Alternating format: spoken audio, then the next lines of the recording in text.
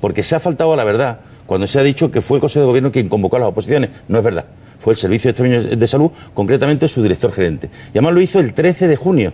No el 20 cuando se publica, sino el 13, que es cuando la firma. Lo manda al Diario Oficial de Extremadura y se publica el día 20. ¿Y por qué no lo dejaron ustedes para el siguiente gobierno que venía? Pero si el siguiente gobierno que venía ha podido perfectamente, si hubiera querido modificar todo lo que hubiera querido modificar, de hecho lo ha hecho.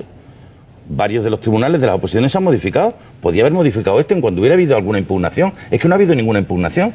Es decir, no debería estar tan claro como se dice las estrechas relaciones cuando ninguno de los miembros que se iba a presentar ha impugnado al tribunal, porque hubiera bastado con que uno solo lo hubiera impugnado para que el tribunal seguramente se hubiera cambiado. Pero es que no, las oposiciones no se celebraron 2 meses después, es decir, no fue las convoco rápidamente para que se celebren rápidamente, es que se están celebrando ahora, casi 3 años después de haber llegado el gobierno en julio del 2011, con lo cual hubiera podido perfectamente cambiarla.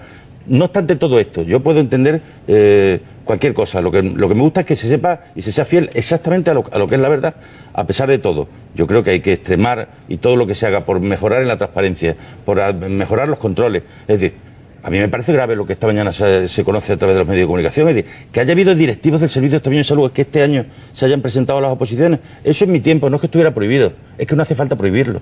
Porque éticamente a nadie se le ocurre presentarse a unas oposiciones siendo alto cargo o siendo directivo. Es más, yo tengo ejemplos durante mi mandato de gente que luego estuvieron conmigo en el gobierno, a los que se le obligó a dimitir como director de gestión económica del Servicio de Salud. Yo apoyo cualquier medida que se tome para mejorar la transparencia, pero cuidado con limitar en exceso los derechos que puedan tener los políticos cuando dejen de serlo, como ciudadanos, porque acabaremos, ya digo, teniendo solo como políticos aquellos que hayan sido funcionarios previamente, o ya digo, los que sean o tengan medios económicos por casa y no necesiten del trabajo para poder vivir, ¿no?